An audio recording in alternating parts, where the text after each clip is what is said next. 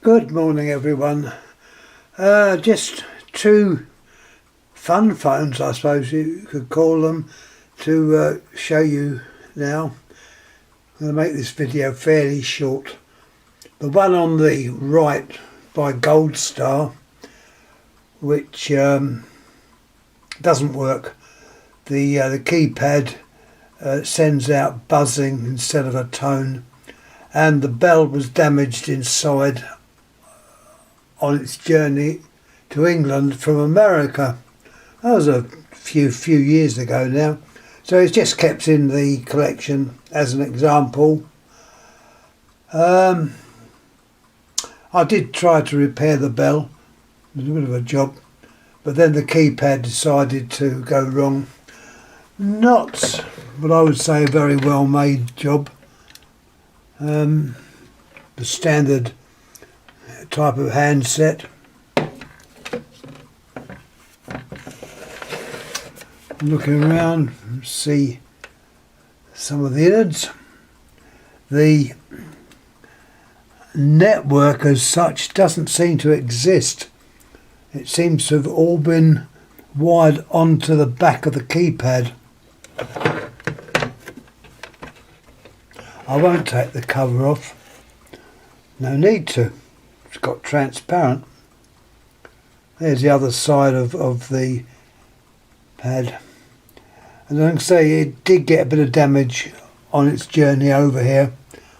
And as I say, the bell needed a little bit of loving care, but I didn't succeed. And it's all plastic inside, nowhere near the quality of the older American phones, which were quite good. They would survive a trip coming across, but this one obviously didn't.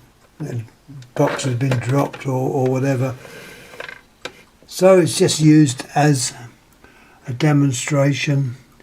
We've got the name Gold Star at the back.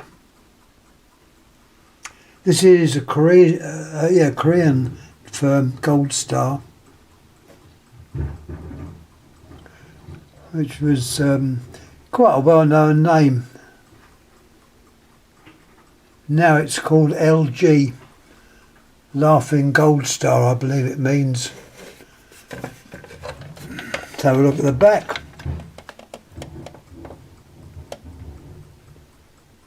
It's manufactured 89. Gold Star Telecommunications Limited. Made in Korea. So it's made in Korea, as I said. It's obviously it's based on the good old American design. The base virtually the same, but it don't work. See some of the innards in there. A lot of it is very, very similar. Anyhow, let's look at the other one. There's the handset, by the way.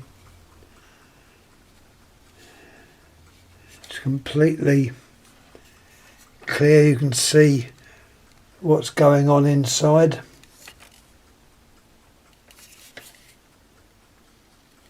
And I believe I showed this before, the name Gold Star on the back of that.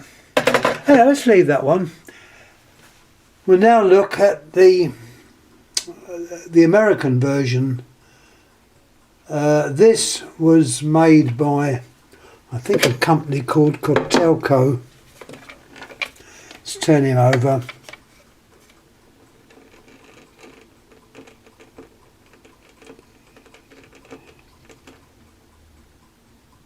And a funny noise there. There's on there.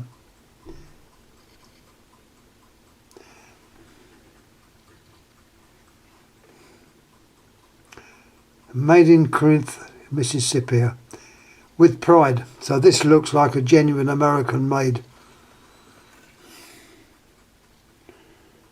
Cortelco, got the name on the side there. This is a newer one, I think. And I say it's the same type of backing as is standard on the 500 type telephone, although this is the keypad version, which I think had a different number. Don't quote me on numbers, I don't like numbers, I'm number blind. There's the keypad with the fancy back into it. This one does in fact work. What I did notice, it had been in service for a while, the keypads would stick. So they're not the best made jobs. That one stuck there. Perhaps a little bit of clock oil run down the crack of that might help. But I took it out of service. It's more or less, well, it's a novelty, let's face it, it's a novelty phone. Once again, looking inside, plastic. The things holding the bells on are all plastic. It's a great pity. I did like the old phones. Their network is in the normal place. It's an open network, it's not covered up at all.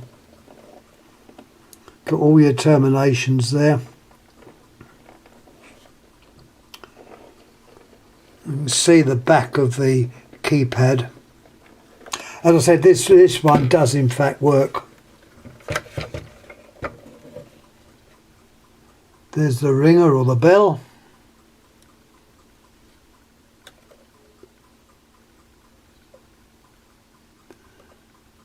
Horrible plastic ringer. It's made, that would obviously break as well if it got damaged. Great pity, as I say, modern things tend to be cheapened, save money. Also the fixing screws, which are in the normal same place, and that just screws straight into the plastic. You haven't got any nice brass inserts, which I'd have liked to have seen there. Coloured bells, which seems to be what they do with these. Yeah, look at the, there's the handset. The handset is without any name on it at all. But once again, you've got your two inserts which are easily seen, which are identical to the older phones of this type. And you've got, I don't know, someone may be able to explain this. Often these American type phones had a little bit of cotton wool inserted in the earphone part or the microphone part, but this one's got a little bit of sponge rubber. They're obviously in there for a reason. I don't know what the reason is. This question came up yesterday on a video that I watched. I have seen it in use in these American type phones. Anyhow, that's more or less it. Fully modular again. There's the lead for the Touchtone, which is, as I say, working except for this number 4 button which sticks in there. I will try put a very, very small amount of oil just to free it. Might work, it might not. When the button's out, it does in fact work. I have made a call on it and it does work, but you don't want the buttons to stick in. Nowhere near, in my opinion, the same quality as the older ones. I've got the older Touchtones which are far better, and they've got a metal insert to the actual ringer. Not horrible plastic. Sorry about that, but I don't like plastic. Incidentally, you can repair plastic. It's I've seen it done and it seems to work. Use some oh, what's that stuff called? It's what you I forget the name of it. Smells of pear drops. Acetone. They use it. Women use it to remove varnish from their nails. Well, you get some of that and get the stuff that's not mixed with it with water. It's just pure acetone, and that will melt plastic. So apply it on the edges of the pieces that you want to place. So if this was broken there across there, which is not, but if it was, you would put acetone on with a little paintbrush on all the broken surface, and then work it on a couple of times with the brush. Then when the plastic will have softened sufficiently, push the two parts together, hold them together for a few minutes, and the acetone goes to work and it bonds the two parts of the plastic. Needless to say, it will need a little bit of cleaning up afterwards, a bit of very fine glass or sandpaper, very fine though, or even brasso under it to give it the final polish, and with a bit of luck you'll get a repair which is very, very good. And I have seen this done. I haven't done it myself, but I know what to do if I ever break one of these. I think you can probably repair the cases as well. Anyway, just put that in as a little bit of information. Anyway, I'm going to pack up now talking. I don't want to drive you all asleep. The two phones there. These are more, I suppose, phones made for a child's room. A bit of a novelty. I suppose we're all childs at heart. Anyhow, thanks again for watching, and we'll catch you with another phone perhaps a bit later today. I'm still doing tidying up upstairs, so we'll see how it goes. Anyhow, thanks again for watching. Thank you.